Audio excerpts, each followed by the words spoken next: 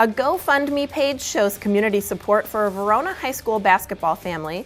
The WIAA makes plans for the Rock Valley Conference realignment, and we'll check in with local basketball, gymnastics, and hockey seasons. All that and much more. Keep watching. Your local sports news starts now.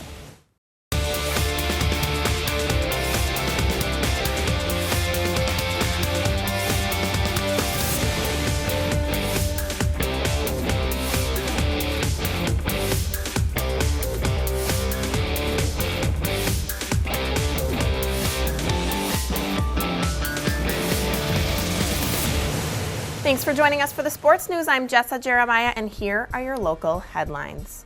The WIAA Conference Realignment Plan was the key topic of items at the December meeting recently. The modified conference realignment plan includes 44 schools in total in 5 of the conferences currently located in the Badger Conference and the Milwaukee area. One plan receiving report during first considerations would affect the Rock Valley Conference. The plan would reduce Rock Valley to 10 teams by transitioning 2 of the schools to the Trailway Conference. The plan, if approved, would go into effect for all sports by the 2017 fall season, with football beginning in fall of 2016. A member of the WIAA was recognized with one of 9 national awards given recently. Todd Sabrilski, Athletic Director and Associate Principal at Brookfield Central High School in Waukesha County and member of the WIAA Advisory Council, was named as a recipient of the 2015 Distinguished Service Awards given by the National Interscholastic Athletic Administrators Association. Sabrilski will be honored at a banquet on December 15th in Orlando, Florida. A GoFundMe page and community support allows for a proper funeral for the Verona basketball player who lost her cancer battle recently. Ebony Nettles Bay was playing through treatments and tough times as one of the area's top girls basketball players. After she passed, the Boys and Girls Club of Dane County managed the fund to take donations for the family, looking to raise $5,000. Thanks to community backing, approximately $11,000 was raised for Ebony's family. In Badger news, the second round for volleyball proved victorious for Wisconsin in their home turf of Iowa State. They joined the Badgers at the UW Fieldhouse Friday night as the Badgers won the match 3-0. Tiona Williams, Romana Kraskova, and Kelly Bates led the team in kills. Wisconsin won 25-18, 25-15, and 25-21 to advance to the regionals against 11th seeded Florida on Friday. In Wisconsin basketball, a foot injury that has been re-injured has a player out for the rest of the season. Guard Brevin Pritzel had a broken foot that underwent surgery in August of this year, but was doing well. After a practice in Syracuse, the injury was hurt again, causing the shooting guard to be out after playing just minutes so far this season. Thankfully, the Fond du Lac native will likely not have to undergo another surgery. If you'd like additional information on these headlines, please reference the media sources you see listed on your screen. Also, you can like us on Facebook or follow us on Twitter. Thanks for watching the sports news brought to you in part by the Red Zone Sports Bar in downtown Madison. For sports, music, and the best pub grub in town, visit the Red Zone. When we return, we're checking in with Monona Grove. Your Silver Eagle report is next, so stick around.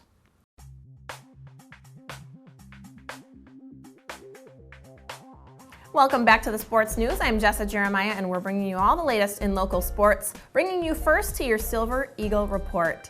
Joining us now, we have Kaylee, Kelsey, and Autumn, along with Pete Keys, coach for the Monona Grove girls basketball team.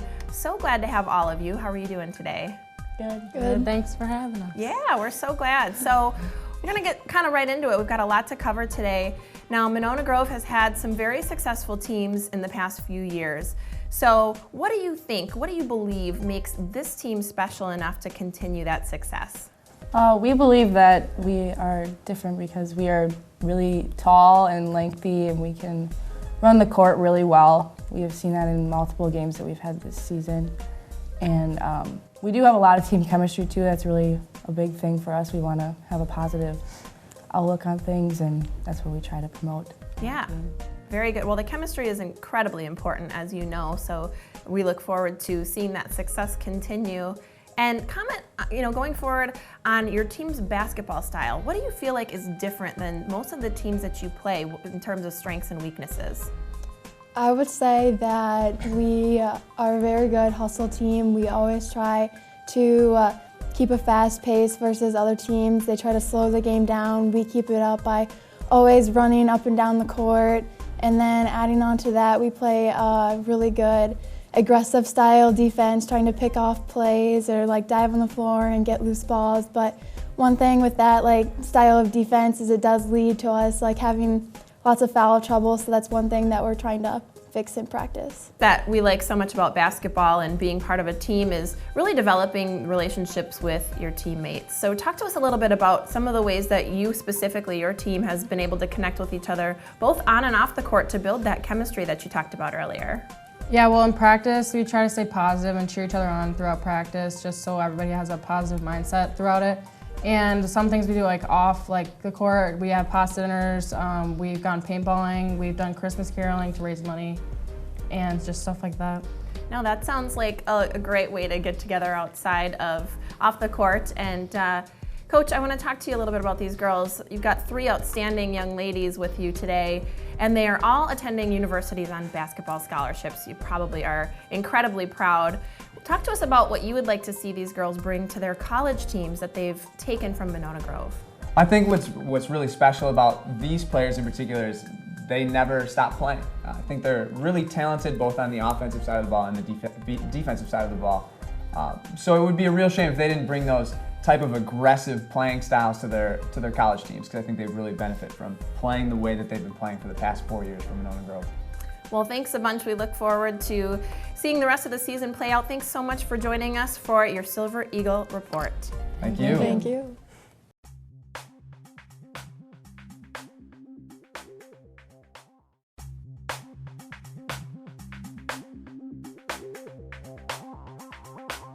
Earlier this week, we caught up with the Wisconsin Whalers, and here's what they had to say. Welcome back to the Sports News. I'm Jessa Jeremiah, joined now by Peter Henderson and Caleb Vosters for your Wisconsin Whalers Report. Peter and Caleb, welcome. Thanks so much for joining us. Thanks for having us.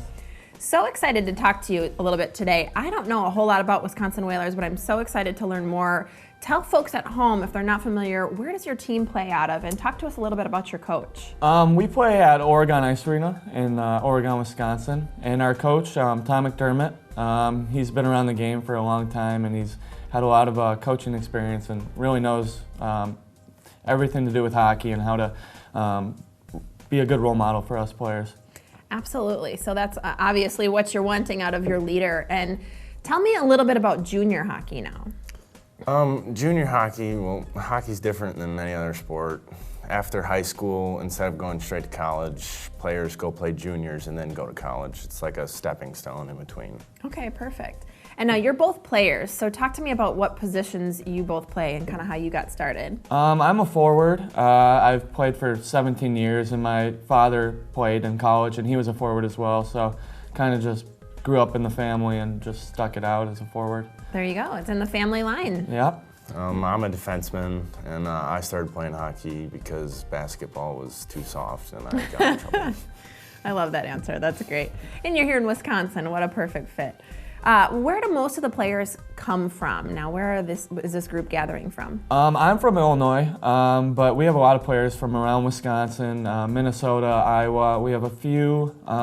We have one kid from Europe. He's from Sweden, our goalie.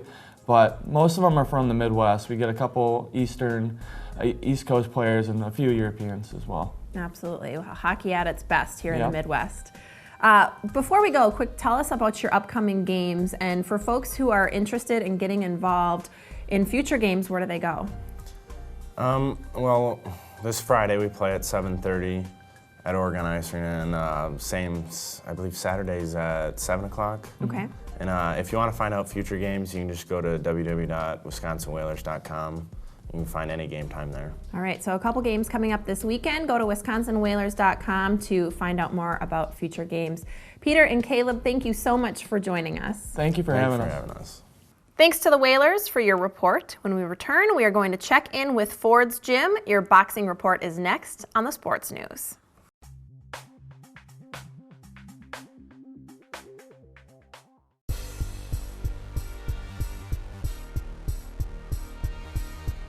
Welcome back to the Sports News. I'm Jessa Jeremiah. Earlier this week, we caught up with James from Ford's Gym to talk boxing, and here's that report. Joining us now to talk boxing is James McIntyre, promoter, coach, and fighter from Ford's Gym. We're so glad to see you today. Thanks for joining us. Thank you for having me. By the way, your hair looks amazing today. Why, thank you. I appreciate that. See, you're welcome back anytime. Say, James, let's get into it here. It's been 4 months since the last boxing show in Madison. Are we going to see another one? What's going on? We're definitely going to see another one. We've just been having trouble lately with matching up dates with the venues and with USA Boxing. So right now, I got a meeting with Alliant Energy Center this Monday coming, and I'm still trying to work with the Monona Terrace. So perhaps this year I'll have one at the Alliant and one at Monona Terrace, and we're definitely going to try to keep going with these shows. Good for you. It's so impressive what you're doing to really grow this sport and get it out there for people. And now, boxing really hasn't been regarded as a big sport here in the Madison area, or really even Wisconsin, for a while. What do you see? How are you going to change this, and do you see a change? Well, I don't know if I'm going to change it, but there are some big things happening. Actually, for the first time, and I don't remember exactly how many years, but we have 2 guys from Wisconsin going to the Olympic trials. We have one guy from Madison. His name is Chris Owsley, and we have another guy from Milwaukee, Wisconsin. His name is Luis Feliciano, and I've actually been in the ring with Chris, and so I've witnessed him firsthand, and I've been doing some work with Feliciano. He'll be at our gym on Wednesday, and there's a big chance that both of these guys can make it to the Olympics. So if we have 2 guys from Wisconsin that make it to the Olympics, there definitely will be some eyes on Wisconsin coming in the future. Oh, you bet. What a huge, great thing for the sport. And I think you are making a difference just by, coming and sharing your information and getting out there as a coach. So let's talk a little bit about that. What are you focused on most when you're coaching or training a fighter? To me, the most important thing is actually the science itself, is the technique, the way that people are actually perform the things they're supposed to perform. So I pay just a lot of, I'm kind of a perfectionist, I guess, which some people don't like, but really when you're performing things the correct way, it makes everything so much easier. So it's just repetition, practice, and I just really stay on making sure we're doing things the right way. Yeah, and I think that's something that's really important, to get that repetition and get those folks, get that muscle memory out there. Now, what do you feel like in terms of when you're coaching and teaching? Is there anything that you can't teach? Well, it's always been said that you can't teach hurt, that you can't really teach anybody how to have what's inside of them, right. You just can't bring that out. But I've been working with a lot of people lately, I've seen that, the more you work with somebody, you can kind of build a strong belief of that person, of their self, of the people around them. They believe in you, they believe in themselves more, they believe in their family, they believe in the fans. When you can actually build a belief in someone, you kind of, in a way, maybe you can't teach heart, but you can cultivate their heart, because they now have more self-confidence, more courage with themselves. So where if they're in a bad situation, in a spot where they might have gave up, now they believe in themselves so much more that they won't. And I just believe maybe you can't teach heart, but it definitely can be cultivated, because as humans, what can't we learn? Well, I appreciate your philosophy on that, James. Thank you so much for sharing, bringing boxing to the forefront. If you want to get in touch with James and get into boxing, contact Ford's Gym. This is your boxing report.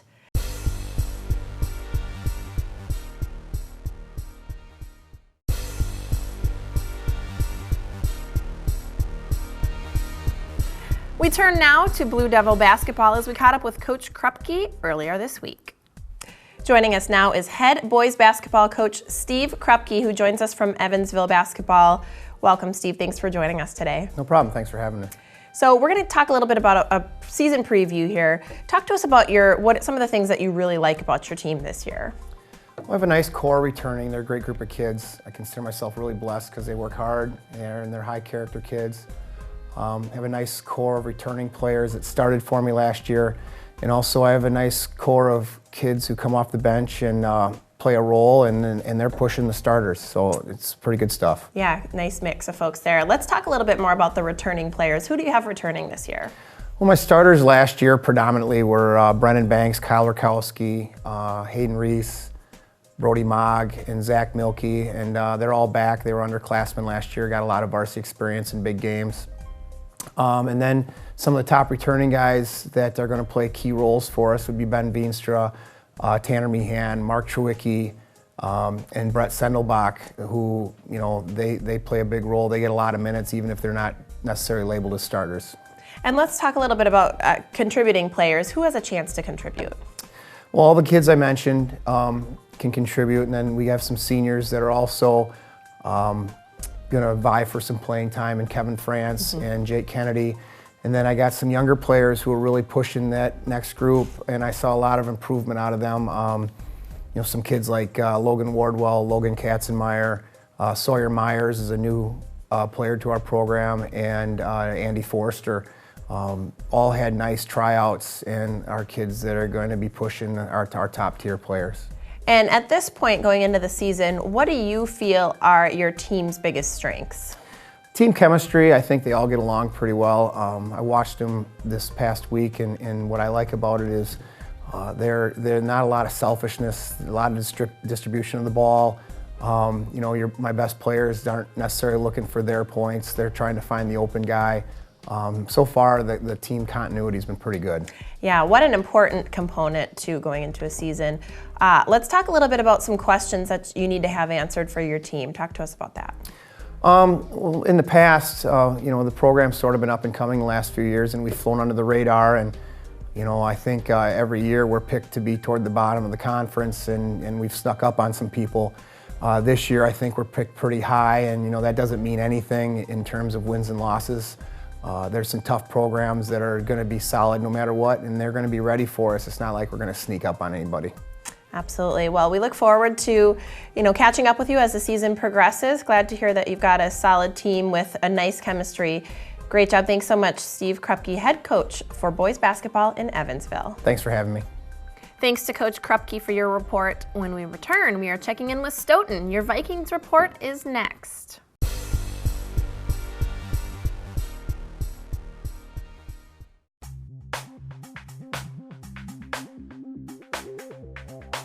Welcome back to the Sports News. I'm Jessa Jeremiah, and we are bringing you all the latest in local sports. We are bringing you now to your Stoughton Vikings report. We're going to turn our attention back to basketball. Joining us now, we have Brad Pickett, head coach for the varsity girls team. We're so glad to have you, Coach. Thanks for joining us. Thanks for having me.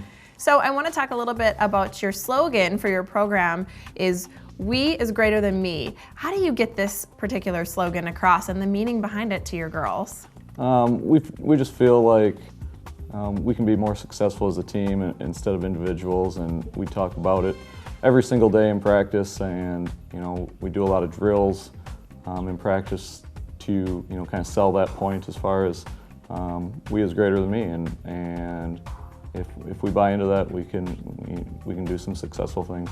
Well, I think it's a great slogan and a good mindset for the youth athletes in your program. How involved would you say you are in the youth basketball program? I try to be as involved as I can.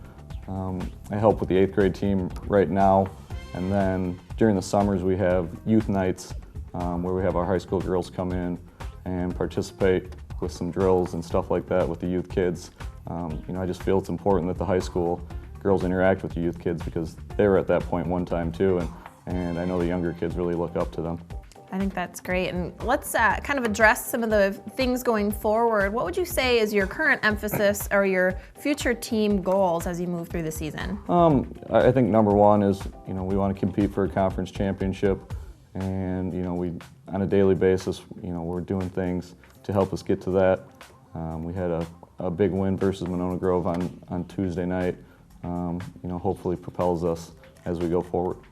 Absolutely. And now, Coach, this is your second year with Stoughton. What do you think has been the biggest change or possibly challenge from previous coaching positions? I was at Broadhead 2 years ago, and obviously Broadhead's a smaller community and a smaller school, but I think we're still teaching the same things as far as what we need to do to be successful, whether it's rebounding, defense, some of those things. The game's still the same, so you're still teaching the same things. It's just getting a new group of girls to buy into what we're teaching, and I think we've done a pretty good job so far. And quick before we go, I want to ask you a little bit about the competition for Badger South this year. What's your opinion? I think the Badger South is absolutely loaded. I think there's teams, Madison Edgewood, Monona Grove, like I just mentioned, Oregon, up and down, 1 through 7 in the Badger South is stacked, and you got to come ready to play every night. You sure do. Well, thank you so much, Coach Brad Pickett of the Stoughton Vikings, for your report.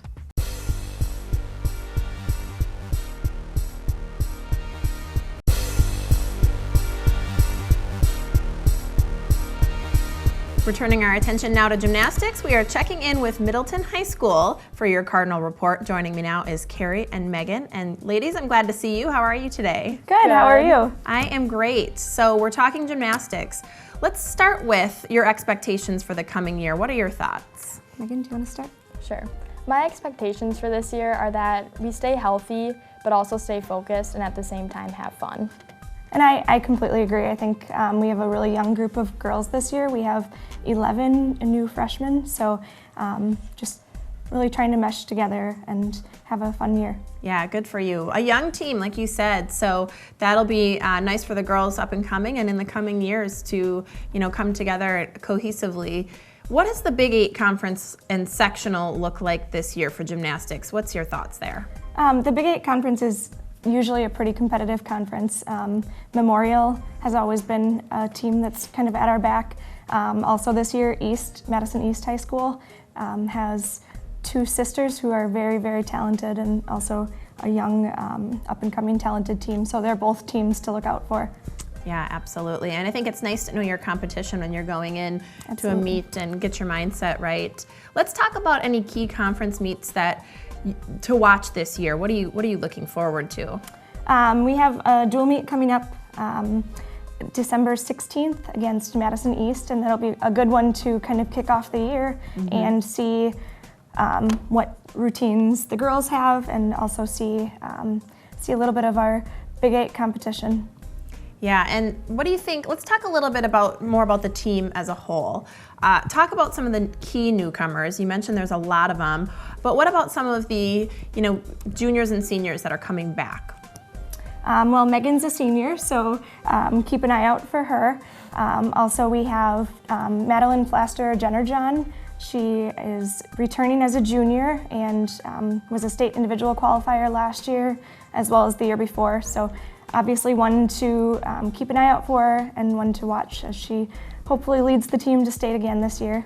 We also have Catherine Marshall, who is our other senior. She, again, will be hopefully leading the team to state too. Yeah, absolutely. So lots of great seniors. What about, let's get back to the freshman newcomers. Any big names there? Yeah, we have quite a few new freshmen, and it's been fun the past month to really see them come out of their shells and see the transition from club gymnastics to high school gymnastics. Jordan Baggett is a freshman, and she was a big club competitor, took a few years off, and is now coming back for high school. So that'll be an exciting change for her. We also have Madeline Ace, who is the sister of one of our seniors from last year. So she also hasn't done gymnastics in a while, but is a cross country and track star. So we're excited to see what she has too. Well, and yes, and being the sister of a senior from last year, she kind of knows the ropes. You guys lost 6 seniors from last year, really young team, up and coming. We look forward to seeing how your season unfolds. Yeah. And Carrie and Megan, thank you so much for your Cardinal report. Thank you. We'll be back with more sports news after the break, so stick around. Thanks.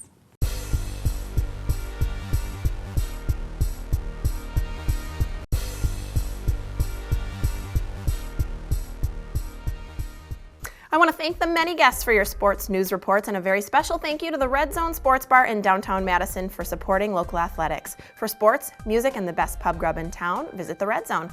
That's all for the sports news. I'm Jessa Jeremiah. Please join us next time.